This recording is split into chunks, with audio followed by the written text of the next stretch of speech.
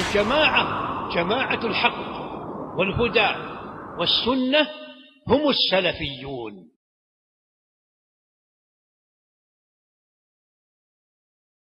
بسم الله الرحمن الرحيم. الحمد لله والصلاة والسلام على رسول الله والصلاة والسلام ومن تبعهم بإحسان إلى يوم الدين. أما بعد. معزز حاضرین، آج ہمارا جو کورس ہے اس کا 8واں درس ہے. آج انشاءاللہ ہم 2 باب پڑھیں گے. آج کا پہلا باب ہے، محمد بن عبد الوہاب رحمۃ اللہ علیہ فرماتے ہیں، باب من تبرک بشجر او حجر ونحوہما. کسی درخت یا پتھر یا اسی طرح کی چیزوں سے جو آدمی برکت حاصل کرتا ہے اس سے متعلق وضاحت.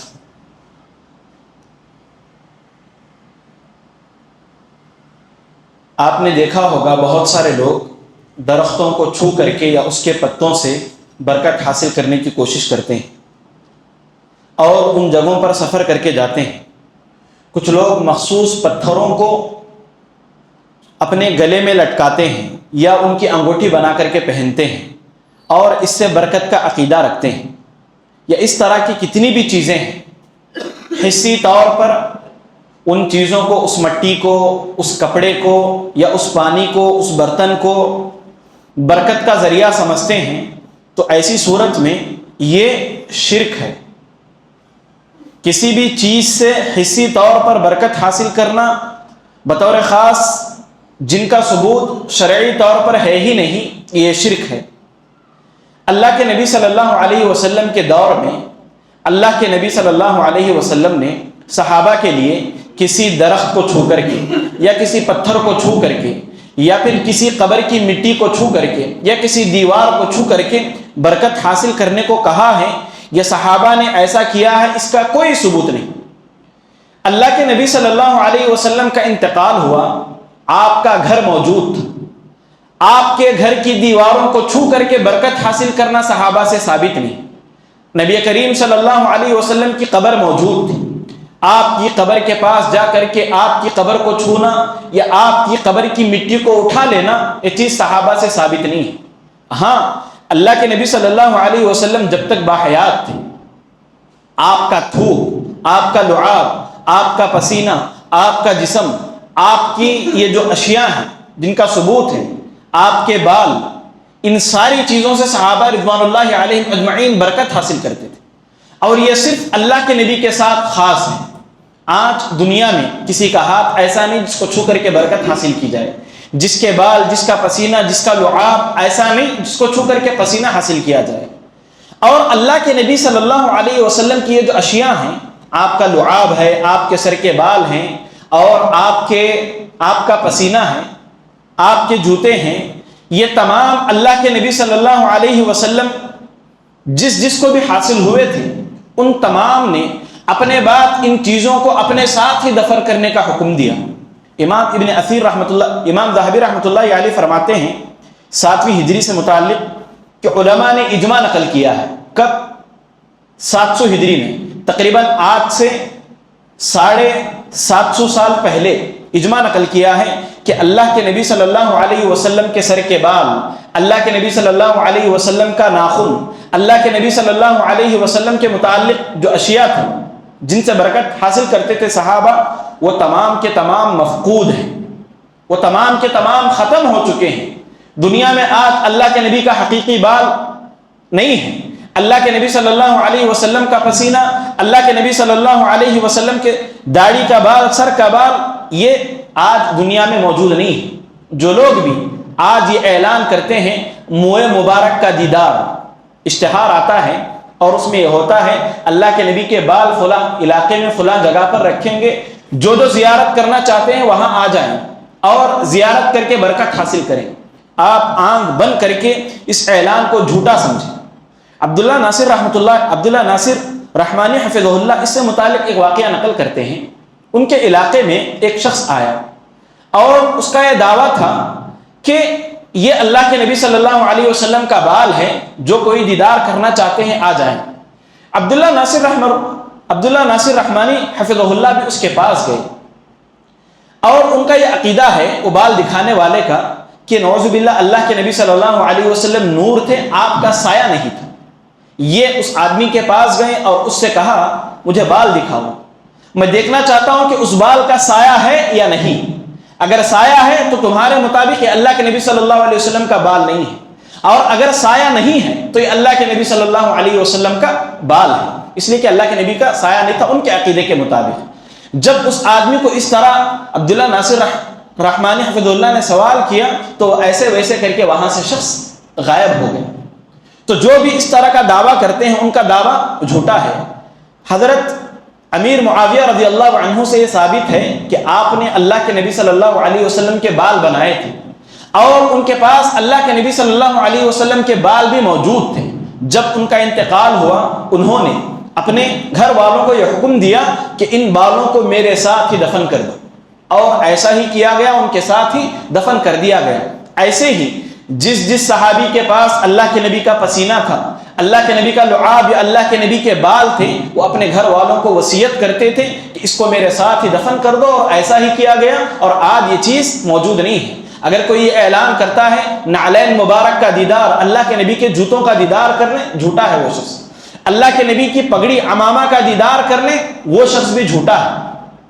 تو بہرحال ان ساری چیزوں کا برکت سے کوئی تعلق نہیں، یہ موجودہ دور کے جھوٹے دعوے ہیں۔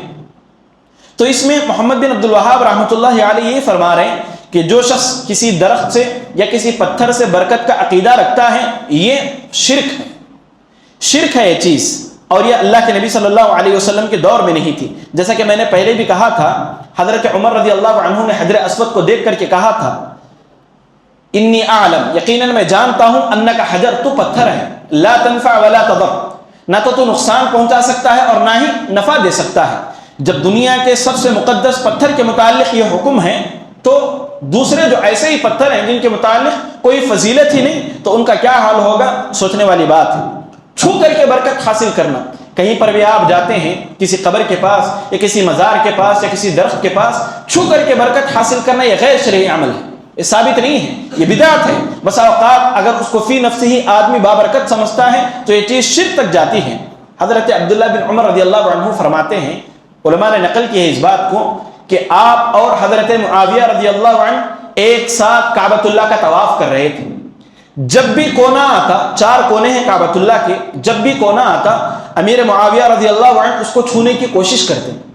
عبداللہ بن عمر رضی اللہ عنہ نے امیر معاویہ کو روکا کہ آپ یہ کیا کر رہے ہیں۔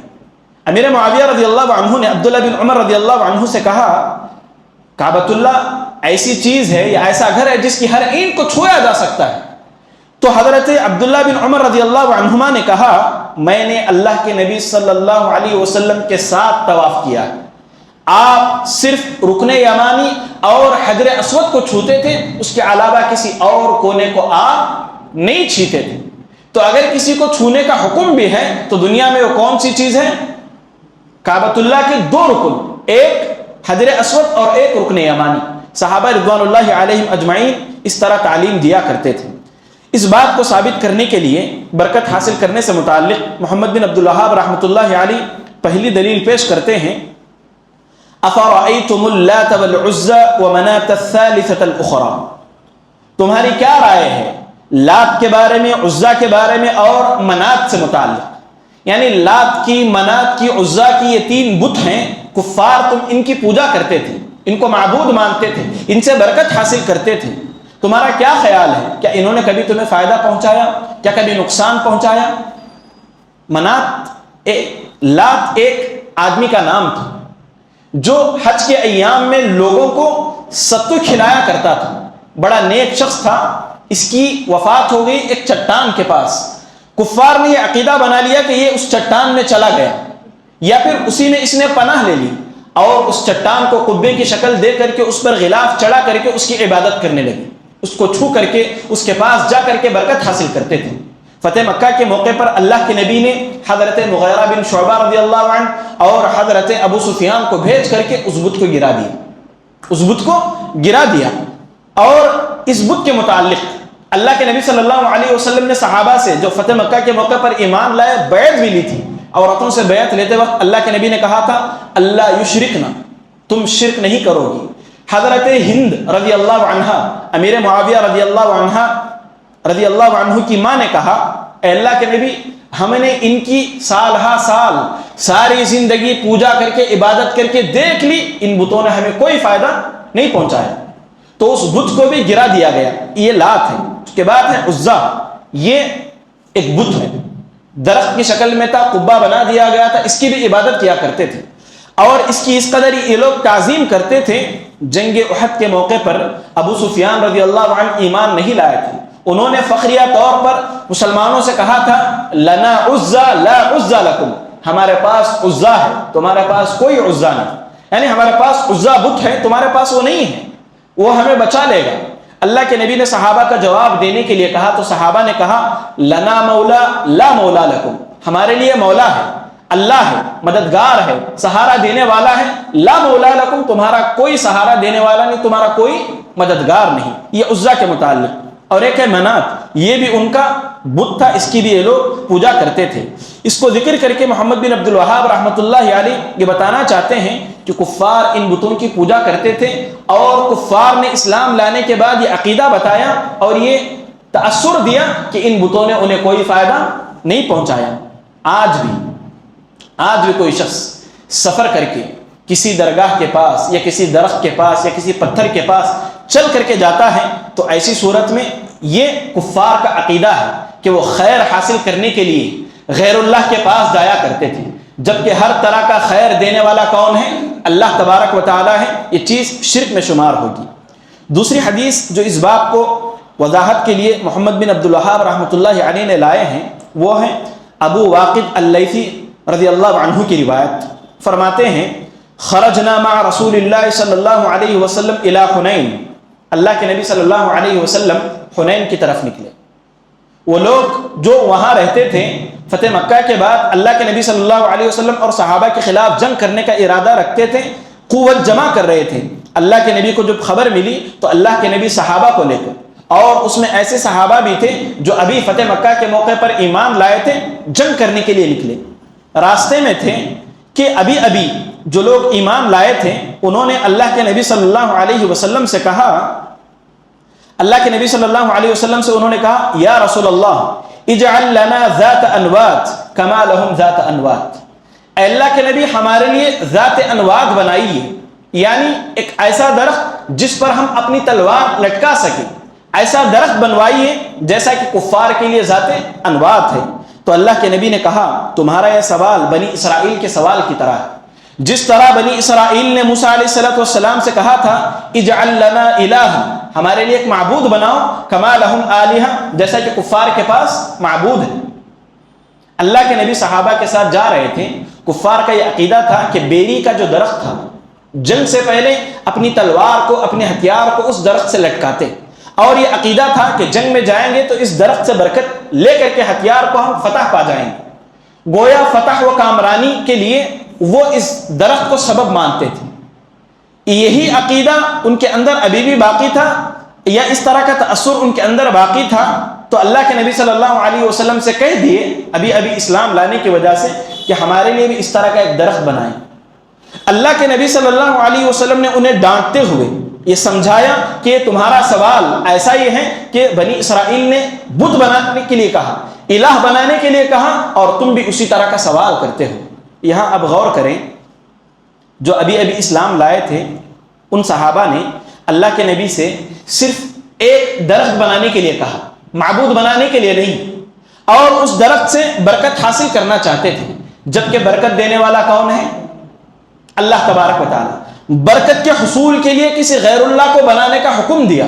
صرف ایک بات، ایک اللہ کا خاصہ ہے، اس سے متعلق یہ بات کہی تو اللہ کے نبی نے کلی طور پر کہا تمہارا یہ سوال ایسا ہے کہ بنی اسرائیل نے معبود بنانے کے لیے کہا، ایسا ہی یہ سوال ہے، گویا تم بھی الہ بنانے کی بات کرتے ہو.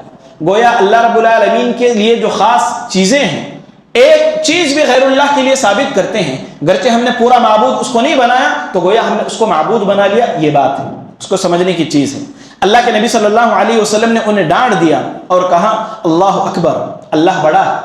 خیر اللہ سے طلب کرو, اس درخت میں یا اس طرح کے درختوں میں کوئی خیر نہیں. پھر اللہ کے نبی صلی اللہ علیہ وسلم نے فرمایا تھا لَتَرْكَبُنَّ سُنَنَ مَنْ كَانَ قَبْلَكُمْ, تم ضرور بھی ضرور تم سے پہلے جو یہود و نصارہ تھے ان کے راستے پر چلو گے. آج آپ دیکھیں اللہ کے نبی کی یہ پیشن گوئی ثابت ہو رہی ہے کہ برکت حاصل کرنے کے لیے, برکت حاصل کرنے کے لیے لوگ کیسی کیسی چیزوں کو کہاں کہاں لٹکاتے ہیں. مزاروں پر جا کر کے تالا لگاتے ہیں, مزاروں پر جا کر کے پٹی باندھتے ہیں. اس کے علاوہ آپ غور کریں, دکانوں میں, گھروں میں, سواریوں میں برکت کے لیے مختلف طرح کے کلمات لکھ کر کے لٹکاتے ہیں. علماء کہتے ہیں یہ سب موجودہ دور کے ذات انوات ہیں. اگر ایک شخص کوئی دعا لکھ کر کے یا پھر کوئی کلمہ لکھ کر کے اپنی سواری پر لٹکاتا ہے, اس کا یہ عقیدہ ہے کہ یہ چیز حادثے سے بچائے گی یا نقصان سے, نظر بد سے بچائے گی, تو بسا اوقات یہ چیز شرک تک جاتی ہے. اور اگر وہ دعائیں کلمات لکھ کر کے لٹکاتا ہے, قرآن آیات لکھ کر کے لٹکاتا ہے, تو علماء نے اس چیز کو بھی مکروہ کہا اور بدعت کہا.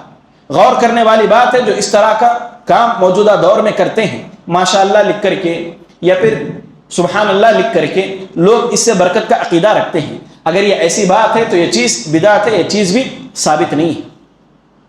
یہ محمد بن عبد الوہاب رحمۃ اللہ علیہ نے اس شخص سے متعلق واضح کیا ہے جو برکت کے لیے کسی بھی چیز کو چھوتا ہے یا پھر اس پتھر کو چھوتا ہے یا کہیں پر بھی کسی چیز کو لٹکاتا ہے اور اس سے برکت حاصل کرنے کی کوشش کرتا ہے. یاد رکھیں برکت حاصل کرنے کے دو طریقے.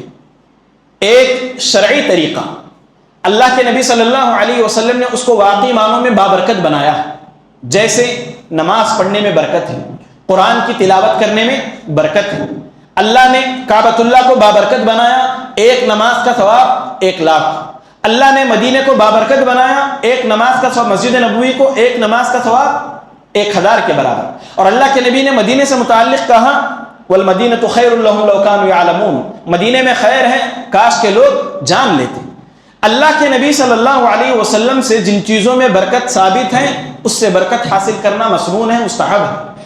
لیکن اس کے علاوہ حصی طور پر کسی شخص کو چھو کر کے یا کسی شخص کو دیکھ کر کے یا کسی جگہ پر جا کر کے کوئی چیز لٹکا کر کے یا اپنے گھروں میں سواریوں میں کوئی چیز لٹکا کر کے برکت حاصل کرنا, یہ سارے غیر شرعی طریقے ہیں. بسا اوقات شرک, بسا اوقات بدعت تک یہ چیزیں پہنچتی ہیں جس سے مجھے اور آپ کو بچنا چاہیے. ایک اور بات, ہمارے یہاں عام طور پر جب بچہ پیدا ہوتا ہے اس کی تہنیک کرانے کے لیے اس کو کھجور وغیرہ چٹانے کے لیے لوگ خاندان کے کسی معزز شخص کو تیار کرتے ہیں اور ان کا یہ عقیدہ ہوتا ہے کہ اگر اس کے ذریعے اس کو گھٹی چٹائی جائے یا کھجور اس کے ذریعے اس کو چٹایا جائے تو جس طرح وہ نیک ہے یہ بھی نیک بنے گا, یہ بھی بدعت ہے, یہ بھی بدعت ہے. اللہ کے نبی صلی اللہ علیہ وسلم کے ساتھ خاص تھی کہ آپ جو چیز تہنیک کر کے دیتے اس کو بابرکت سمجھ کر کے بچوں کو صحابہ کھلایا کرتے تھے. آج اس طرح کا عقیدہ کسی انسان کے ساتھ خاندان کو کوئی فرد رکھتا ہے تو یہ چیز بدعت ہے, یہ چیز ثابت نہیں ہے. اس کے بعد باب ہے باب من ذبح لغیر اللہ, باب اس بات کا جو غیر اللہ کے لیے ذبح کرتا ہے. جانور ذبح کرنا, اونٹ, گائے, بیل, مرغی یا جس طرح کے بھی حلال جانور کو ذبح کرنا یہ صرف اللہ کے لیے خاص ہے. آج اگر کوئی شخص کسی غیر اللہ کے نام پر جانور ذبح کرتا ہے تو ہم اس کا حکم جانیں گے کہ اللہ کے نبی صلی اللہ علیہ وسلم کی زبانی اللہ رب العالمین نے کہلوایا, آپ کہہ دیجئے قل ان صلاتی, یقیناً میری نماز, ونسکی اور میری قربانی, ومحیایا اور میری زندگی, ومماتی اور میری موت, للہ رب العالمین صرف اللہ کے لیے. اس آیت میں دیکھیں اللہ کے نبی کی زبانی اللہ نے کہلوایا آپ کہہ دیجئے ان صلاتی, یقیناً میری نماز. اس کے دو معنی ہیں, ایک نماز مراد ہے, دوسرا بدنی عبادت مراد ہے. نماز اور بدنی عبادت یعنی ہر طرح کی بدنی عبادت میری جو ہے اللہ کے لیے. اس کے بعد کہا وہ نسکی اور میری قربانی, جانور کا ذبح کرنا صرف اللہ کے لیے. اس کا ایک اور معنی مالی عبادت, پیسہ خرچ کر کے جو عبادت کی جاتی ہے, ہر طرح کی مالی عبادت جس میں پیسہ خرچ کیا جاتا ہے وہ صرف اللہ کے لیے. ومحیایا اور میرا جینا, کلی طور پر میرا جینا صرف اللہ کے لیے، وہ مماتی، اور میری موت، اگر میں مروں گا بھی تو اللہ کے نام پر مروں گا، اور مجھے موت دینے والا بھی صرف اللہ تبارک و تعالی ہے۔ یہ آیت اللہ کے نبی صلی اللہ علیہ وسلم کی وفات کی دلیل ہے کہ آپ وفات پا چکے ہیں۔ علماء نے اس استدلال کیا ہے۔ ہر طرح کا جانور کس کے لیے ذبح کرنا ہے؟ صرف اللہ کے لیے۔ اگر دنیا میں کوئی شخص آپ کو کسی چیز کے علاج کے لیے بھی ذبح کرنے کا حکم دیتا ہے تو یہ چیز شرک ہے، جائز نہیں۔ کیوں؟ اس لیے کہ قربانی عبادت ہے، قربانی صرف اللہ کے لیے کرنا ہے۔ آج آپ دیکھیں گے بہت سارے عامل کامل رقیہ کرنے والے علاج کرنے کے لیے آپ سے کالے بکری کی قربانی مانگتے ہیں، کالی مرغی کی قربانی مانگتے ہیں۔ اگر ہم اس کے لیے قربانی کر دیں گے تو وہ اس جانور کو یا اس مرغی کو غیر اللہ کے لیے، جن یا شیطان کے لیے ذبح کرتے ہیں اور اس کو کہیں لے جا کر کے دفن کرنے کا حکم دیتے ہیں۔ یہ چیز شرک ہے۔ قربانی عبادت ہے، صرف اللہ کے لیے کی جانی چاہیے۔ یہی بات واضح کر رہے ہیں۔ اگر کوئی شخص غیر اللہ کے لیے ذبح کرتا ہے تو یہ چیز شرک ہے۔ آگے اللہ نے فرمایا لا شریک لہ، اللہ کا کوئی شریک نہیں۔ وَأُمِرْتُ بِذَلِكَ، اللہ کے نبی سے یہ باتیں اللہ رب العالمین نے اس لیے نہیں کہلوایا کہ یہ اللہ کے نبی کا ذاتی رجحان تھا یا آپ کی رائے تھی۔ وَأُمِرْتُ بِذَلِكَ، اللہ کے نبی کو اس بات کا حکم دیا گیا کہ آپ کہہ دیجئے اللہ کے نبی کا منہج، اللہ کے نبی کا طریقہ یہ ہے کہ ہر طرح کی قربانی، ہر طرح کی بدنی عبادت، مالی عبادت صرف اللہ رب العالمین کے لیے۔ ایک اور دلیل جو محمد بن عبد الوہاب رحمۃ اللہ علیہ نے یہاں پر ذکر کی، فَصَلِّ لِرَبِّكَ وَانْحَرْ، اللہ کے نبی نماز پڑھیے اپنے رب کے لیے اور اسی کے لیے قربانی کیجیے۔ نماز بھی بندہ اللہ کے لیے پڑھے، یعنی بدنی عبادت، ونحر اور قربانی بھی صرف اللہ کے لیے کرے، کسی اور کے لیے کرنا یہ چیز ثابت نہیں ہے۔ اس کے بعد اسی چیز کو ثابت کرنے کے لیے محمد بن عبد الوہاب رحمۃ اللہ علیہ نے ایک اور دلیل پیش کی۔ فرماتے ہیں حضرت علی بن ابی طالب رضی اللہ عنہ کی روایت ہے، اللہ کے نبی نے مجھے 4 باتیں بتائی۔ کتنی باتیں بتائی اللہ کے نبی نے؟ 4 باتیں۔ پہلی بات، لعن اللہ من ذبح لغیر اللہ، اللہ کی لعنت ہو اس شخص پر جو اللہ کے علاوہ کسی اور کے لیے ذبح کرتا ہے۔ لعنت کسے کہتے ہیں؟ الترک من رحمت اللہ، اللہ کی رحمت سے دھتکارا جانا، اسے کہتے ہیں لعنت۔ اللہ کی لعنت کا مطلب یہ ہے کہ وہ بندہ اللہ کی رحمت سے دور ہو گیا، اس بندے سے اور اللہ کی رحمت سے کوئی تعلق نہیں۔ اور اللہ کی رحمت کا مطلب جانتے ہیں آپ؟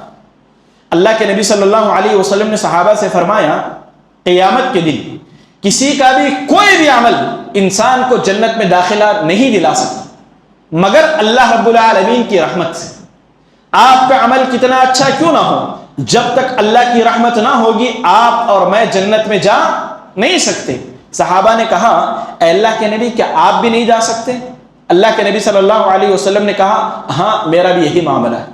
تو جو شخص غیر اللہ کے لیے ذبح کرتا ہے وہ شخص اللہ کے ساتھ شرک کرتا ہے، قربانی عبادت ہے، غیر اللہ کے نام پر ذبح کرتا ہے۔ محمد بن عبد الوہاب رحمۃ اللہ علیہ کا ایک مشہور واقعہ ہے، آپ نے بارہا سنا ہوگا۔ یہ اپنے شاگردوں کو، جن کی کتاب ہم پڑھ رہے ہیں، عقیدے سے متعلق بہت زیادہ تعلیم دیا کرتے تھے، بار بار اس چیز پر زور دیا کرتے تھے تکرار کے ساتھ۔ ایک دن شاگردوں نے کہا ہم کسی اور موضوع کو پڑھتے ہیں، توحید سے متعلق ہم نے بہت پڑھ لیا، ہم کسی اور موضوع کو پڑھتے ہیں۔ تو محمد بن عبد الوہاب رحمۃ اللہ علیہ نے توحید کی اہمیت کو سمجھانے کے لیے ان سے کہا ایک علاقہ ہے یا ایک محلہ ہے جہاں پر ایک لڑکے نے نعوذ باللہ اپنی ماں کے ساتھ زنا کیا، اپنی ماں کے ساتھ زنا کیا۔ سارے شاگرد اس آدمی کو یا اس لڑکے کو برا بھلا کہنے لگے، گالیاں دینے لگے۔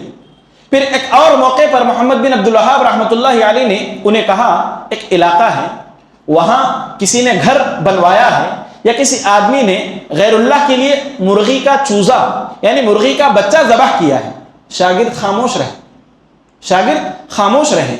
ایک طرف اللہ کے نام پر جانور ذبح کرنے کی بات ہے جو کہ عین عبادت ہے، اور ایک طرف زنا کی بات ہے۔ بندہ توحید پر مر جائے تو اللہ رب العالمین ہو سکتا ہے اس کے زنا کو معاف کر دے سزا دینے کے بعد، لیکن قربانی جو عبادت ہے، معمولی چوزا ہی کیوں نہ ہو، غیر اللہ کے لیے ذبح کر کے مر جاتا ہے تو وہ ہمیشہ کا کیا رہتا ہے؟ جہنمی رہتا ہے۔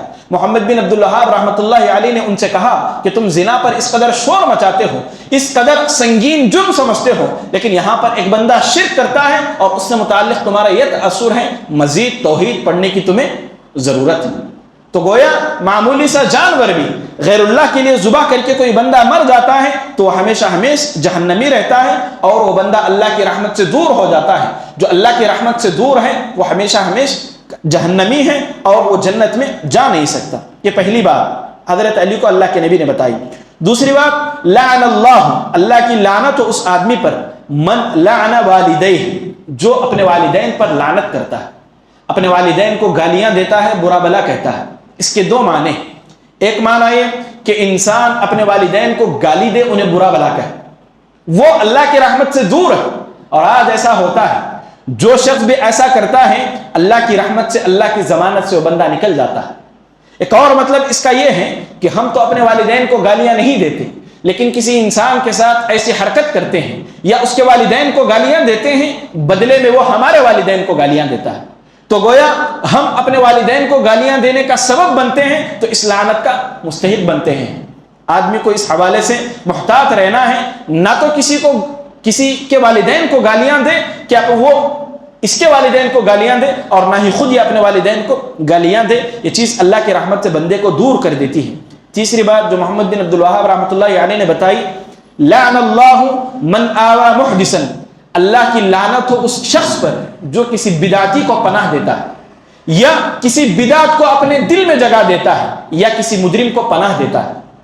ایک بدعتی شخص جو گمراہی پھیلاتا ہے، ہمارے لیے حکم ہے کہ ہم اسے پناہ نہ دیں، ہم اسے ہمارے گھر میں نہ ٹھہرائیں، نہ ہی ہم اس کی توقیر کریں، اس کی عزت کریں۔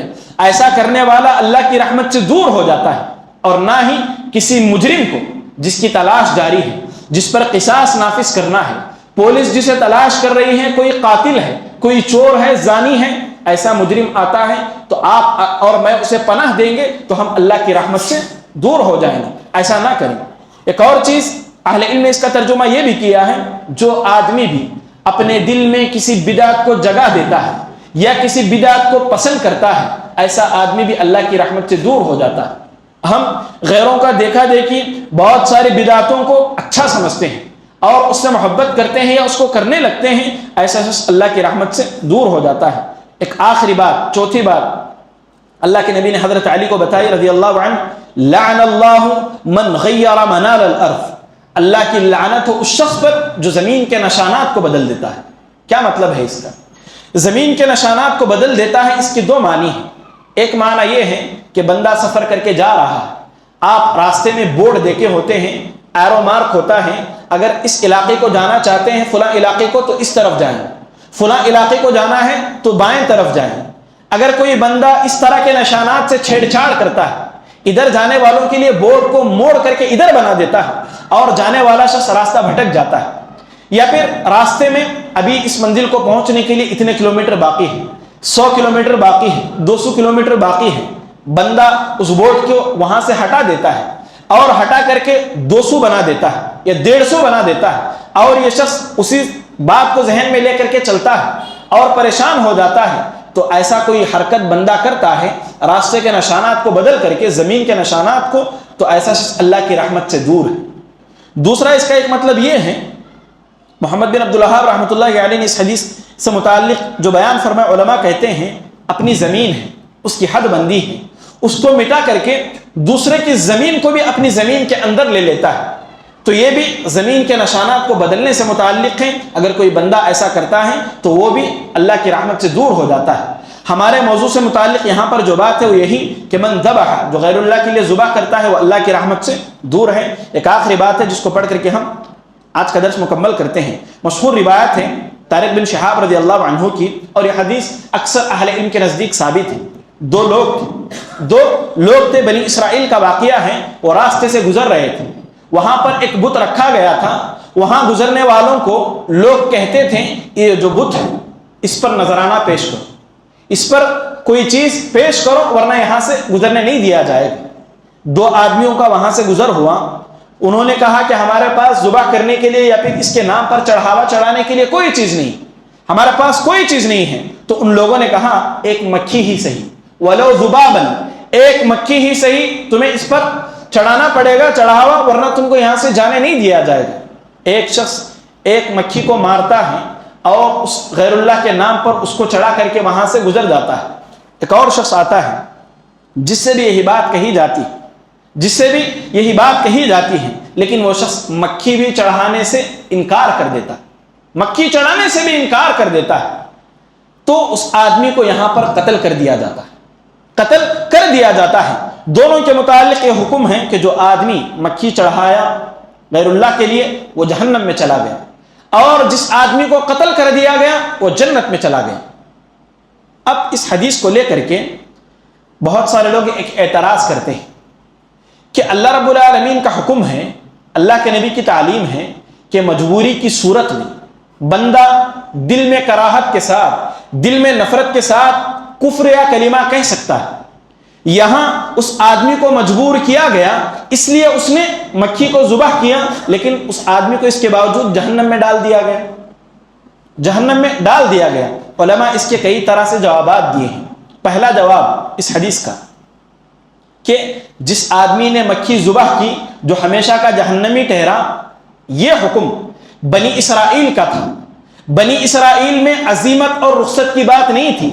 हमारी शरीयत में क्या है, आपके कत्ल के लिए कोई दुश्मन ठहरा है, आप अगर कुफ्र नहीं करेंगे तो आपको कत्ल कर देगा, तो हमारे लिए हुक्म है इल्ला मन उकरिहा व क़ल्बुहु मुतमइन्नुन बिल ईमान, दिल में ईमान पर इत्मीनान हो, बज़ाहिर कुफ्र कर भी दें, दिल में कुफ्र का इनकार करते हुए, तो हम अल्लाह के पास इंशाअल्लाह बच जाएंगे। लेकिन कुफ्फा बनी इसराइल के लिए हुक्म नहीं था, उनके लिए रुखसत नहीं थी। मजबूरी की सूरत में भी उनके लिए यही हुक्म था कि तुम शिरक ना करो, कुफ्र ना करो, तुम शहीद हो जाओ, तुम कत्ल कर दिए जाओ। ये हमारी उम्मत पर अल्लाह का एहसान है कि ये रुखसत हमारे लिए है। उस उम्मत के लिए रुखसत नहीं थी तो उस बंदे ने शिरक किया और हमेशा हमेशा जहन्नमी ठहरा। दूसरा जवाब ये दिए हैं अहले इल्म कि वो तमाम बातें जो बनी इसराइल की हमारी शरीयत से टकराती हैं, हम उन बातों को कबूल नहीं करेंगे। अब हमारी शरीयत की बात क्या है, मजबूरी की सूरत में बंदा अगर कुफ्र कर देता है, उसकी जान पर बंद आई है, तो वो मुआफ है, अल्लाह मुआफ कर देगा, ये हमारी शरीयत है। लेकिन बनी इसराइल की शरीयत कहती है उस सूरत में भी कुफ्र करेगा बंदा तो जहन्नम में जाएगा। तो अब बनी इसराइल की एक बात हमारी बात से टकरा रही है, तो ऐसी सूरत में हम उस बात को छोड़ देंगे, हम हमारी शरीयत वाली बात को ले लेंगे। तीसरा जवाब जो उलमा ने इस हदीस का दिया है वो ये है कि उस शख्स ने जो गैरुल्लाह के लिए मक्खी को ज़बह किया, उसने उस चीज को बहुत हल्का जाना कि मामूली मक्खी ही तो है, इसको ज़ुबाह कर दूंगा तो कौन सी बड़ी बात है। गोया वो उस शिर्क पर राजी था, इसलिए वो हमेशा हमेशा का जहन्नमी ठहरा। या बाज़ रिवायतों के मुताबिक बाज़ ने उसको काफिर भी कहा, जबकि ये चीज़ दुरुस्त नहीं है। तो बहरहाल इसमें बताने का मकसद ये है कि अगर कोई बंदा मक्खी भी अल्लाह गैरुल्लाह के लिए ज़ुबाह करता है तो वह हमेशा हमेशा क्या ठहरेगा, जहन्नमी ठहरेगा। इस हवाले से मैं आपके सामने एक बात बता दूं जो हमारे हालात से मुताल्लिक है। हमारे यहाँ मॉब लिंचिंग की बात है कि बसा औकात कुफ्फार किसी एक मुसलमान को रोक करके ज़बरदस्ती कुफ्र से राज़ी रहने की बात, या उनके जो माबूद हैं उनसे राज़ी रहने या उनकी जो बातें हैं उसको कहने का हुक्म देते हैं। अगर नहीं करेगा तो वो उसको कत्ल कर देंगे या उसको मार देंगे। ऐसी सूरत में हमारी शरीयत में हमारे लिए रुखसत है कि हम उनकी इस बात को मान लें और अपनी जान को बचाएं, और उनकी बात को इसलिए नहीं मान रहे कि वह हक है, अपनी जान बचाने के लिए दिल में उनकी बात का इनकार करते हुए हम ये अमल करेंगे, तब फिर हम अल्लाह के पास इंशाअल्लाह माजूर रहेंगे। लेकिन एक शख्स सब्र करते हुए अजीमत का सबूत देता है, अपनी जान चली जाए इसके बावजूद उस चीज़ का इकरार नहीं करता या उसको अपनी ज़बान से अदा नहीं करता, तो यह अजीमत है, यह सब्र का सबसे आला दर्जा है। इस चीज़ को खुदकुशी नहीं कही जाएगी। बहरहाल इस बाब से मोहम्मद बिन अब्दुल वहाब रहमतुल्लाहि अलैह ये हमें बताना चाहते हैं कि गैरुल्लाह के नाम पर ज़ुबाह करना ये शिरक है। हल्की सी मक्खी भी क्यों ना हो, अगर बंदा गैरुल्लाह के लिए ज़बाह करता है तो हमेशा हमेशा का जहन्नमी ठहरेगा। इंशाअल्लाह कल के दर्स में हम ऐसी जगह जहाँ पर ज़ुबाह करने से या कुर्बानी करने से मना किया गया है, शिरकिया जगहों पर इबादत करने से मना किया गया है, उस चीज़ से मुताल्लिक़ सुनने की कोशिश करेंगे। जैसा कि हमारा मामूल है 2 सवालात किए जाते हैं, 3 सवालात किए जाते हैं। درس کے اخیر میں آج کے 3 سوالات یہ ہیں کہ محمد بن عبد الوہاب رحمۃ اللہ علیہ نے حضرت علی رضی اللہ عنہ کی ایک دلیل پیش کی کہ اللہ کے نبی نے حضرت علی رضی اللہ عنہ کو 4 باتیں بتائی تھی اور ان باتوں کو کرنے والا اللہ کی رحمت سے دور ہو جاتا ہے. وہ 4 باتیں کیا ہیں؟ ہاں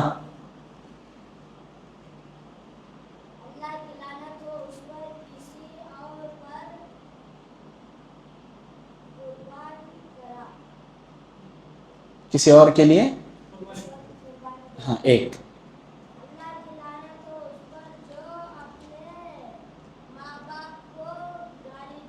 2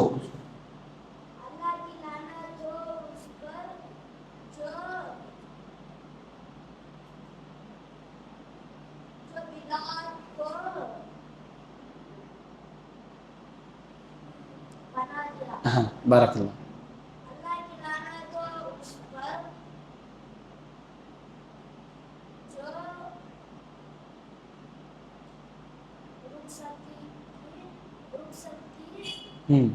کوشش اچھی ہے، بارک اللہ فیک. آئیے 4 باتیں جو حضرت علی رضی اللہ عنہ نے حضرت علی رضی اللہ عنہ کو اللہ کے نبی نے بتائی تھی. جو شخص غیر اللہ کے لیے ذبح کرتا ہے وہ اللہ کی رحمت سے دور ہو جاتا ہے. دوسری بات، جو اپنے والدین کو گالیاں دیتا ہے وہ شخص اللہ کی رحمت سے دور ہوتا ہے. تیسری بات، جو شخص کسی بدعتی یا مجرم یا کسی بدعت کو اپنے دل میں پناہ دیتا ہے وہ بھی اللہ کی رحمت سے دور ہوتا ہے.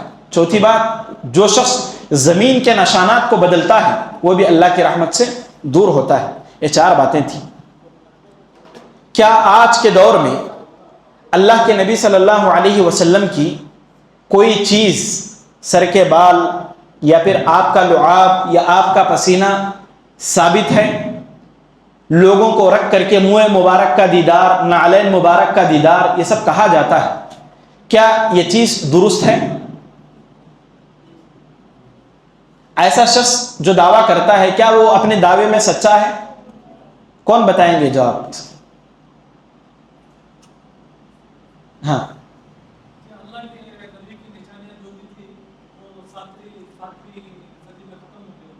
بالکل، بارک اللہ فیک.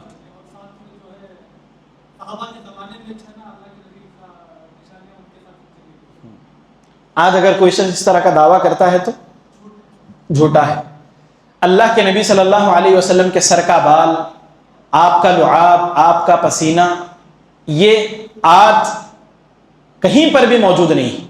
اور علماء کا اس پر 7ویں صدی ہجری میں ہی اجماع ہو گئے کہ دنیا میں آج سے تقریباً 750 سال پہلے ہی علماء نے اجماع کر لیا متفقہ طور پر کہ اللہ کے نبی کی ایسی اشیاء باقی نہیں ہیں. آج کوئی یہ دعویٰ کرتا ہے تو اپنے دعوے میں جھوٹا ہے.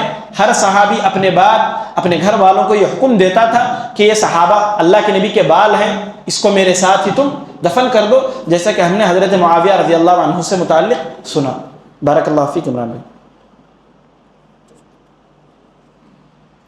محمد بن عبد الوہاب رحمۃ اللہ علیہ کا ہم نے ایک واقعہ سنا. اس واقعے کو مختصراً کون بیان کریں گے؟ غیر اللہ کے لیے ذبح کرنے کی جو ممانعت ہے. جی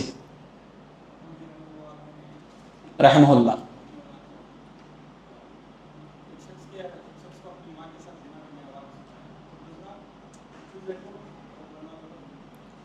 یہ مثال کیوں دی انہوں نے؟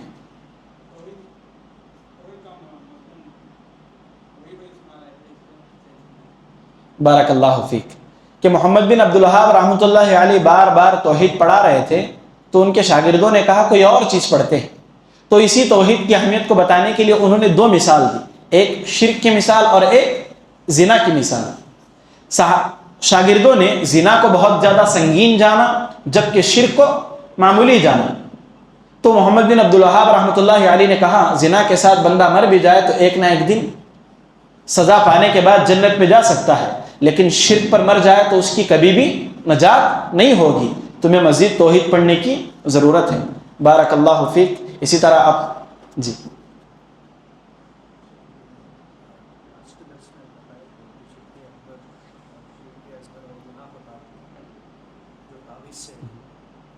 جی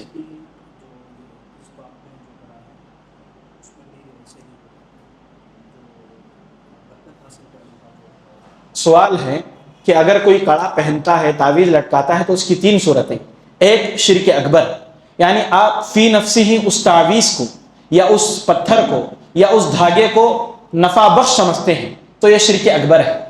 اور اگر آپ سمجھتے ہیں کہ اس کے ذریعے اللہ مجھے شفا دے گا جبکہ اللہ نے اس کو ذریعہ نہیں بنایا ہے تو یہ کیا ہے؟ یہ شرک اصغر ہے. اور اگر کوئی شخص اس کے علاوہ صرف فیشن کے طور پر کڑا پہنتا ہے یا گلے میں چین وغیرہ پہنتا ہے تو غیروں کی مشابہت ہے، عورتوں سے مشابہت ہے، تو یہ کبیرہ گناہ ہے. برکت حاصل کرنے سے متعلق یہ ہے کہ ایک شخص موجود ہے، آپ اس شخص کے پاس سفر کر کے جا کر کے یا اس درخت کے پاس جا کر کے فی نفسی ہی اس کو یہ سمجھتے ہیں کہ اس میں برکت ہے. جیسے صوفیہ کا عقیدہ ہے، وہ اپنے امام پر بیعت کرتے ہیں اور جس پر انہوں نے بیعت کر لی ان کا یہ دعویٰ ہے کہ ہم نے برکت حاصل کر لی اور یہ ہمیں بچا لیں گے. فی نفسی ہی کسی شخص کو یہ سمجھنا ہے کہ وہ بابرکت ہے، ہم اس کو دیکھیں گے یا اس کو چھوئیں گے تو ہمیں برکت حاصل ہوگی، یہ شرک ہے، شرک اکبر ہے یہ چیز. اس لیے کہ برکت یعنی خیر، خیر کسی انسان سے آپ کو حاصل نہیں ہو سکتا. خیر دینے والا کون ہے؟ اللہ رب العالمین ہے. اور اگر آپ یہ سمجھتے ہیں اللہ نے اس کو ذریعہ بنایا ہے، برکت دینے والا اللہ ہی ہے لیکن وہ امام وہ پیر ذریعہ ہے، اس کی قبر وہ ذریعہ ہے، ایسی صورت میں یہ چیز کیا ہو جائے گی؟ شرک اصغر، بدعت ہو جائے گی یہ چیز. کہ آپ نے برکت تو اللہ ہی سے مانا لیکن سبب اس چیز کو بنایا جس کو اللہ نے اور اللہ کے نبی نے سبب نہیں بنایا. یہی بات. تیسری بات یہ ہے کہ جیسے سواریاں ہیں، آپ اس پر ماشاءاللہ لکھ کر کے لگاتے ہو، جس سے آپ کا مقصد یہ نہیں ہوتا کہ ماشاءاللہ لکھنے سے یہ ماشاءاللہ آپ کو حادثے سے بچائے گا، یہ نہیں ہوتا آپ کا مقصد. اور یہ بھی آپ کا مقصد نہیں کہ اللہ کے نبی نے یا اللہ نے اس کو ذریعہ بنایا ہے ایسا لٹکانے کا یا ایسا کہنے کا. بس آپ بطور زینت آیتیں لکھ کر کے یا ماشاءاللہ لکھ کر کے لٹکاتے ہو، ماشاءاللہ بھی قرآن کا حصہ ہے، لکھ کر کے لٹکاتے ہو تو یہ چیز گناہ ہے یا کم از کم مکروہ ہے. اس لیے کہ قرآنی آیات زینت کے لیے اللہ نے نہیں اتارا ہے. آپ اس کو برکت کا ذریعہ بھی نہیں سمجھ رہے ہیں. فی نفسی ہی آپ اس ماشاءاللہ کو یا کوئی کلمے کو آپ بابرکت بھی نہیں سمجھ رہے ہیں لیکن آپ نے اس کو ذریعہ بنایا جبکہ اللہ نے ذریعہ نہیں بنایا ہے. بطور زینت آپ لٹکائے ہیں تو بطور زینت اللہ کی آیاتوں کو لٹکانا یا بطور زینت اس کے خطے لٹکانا یہ چیز کم از کم صالح فوزان حفظہ اللہ نے کہا ہے کہ مکروہ ہے. بات واضح ہے. آج کا ہمارا درس یہی مکمل ہوتا ہے. سبحانک اللہم و بحمدک اشہد ان لا الہ الا انت استغفرک و اتوب الیک. وقل جاء الحق وزهق الباطل ان الباطل كان زهوقا.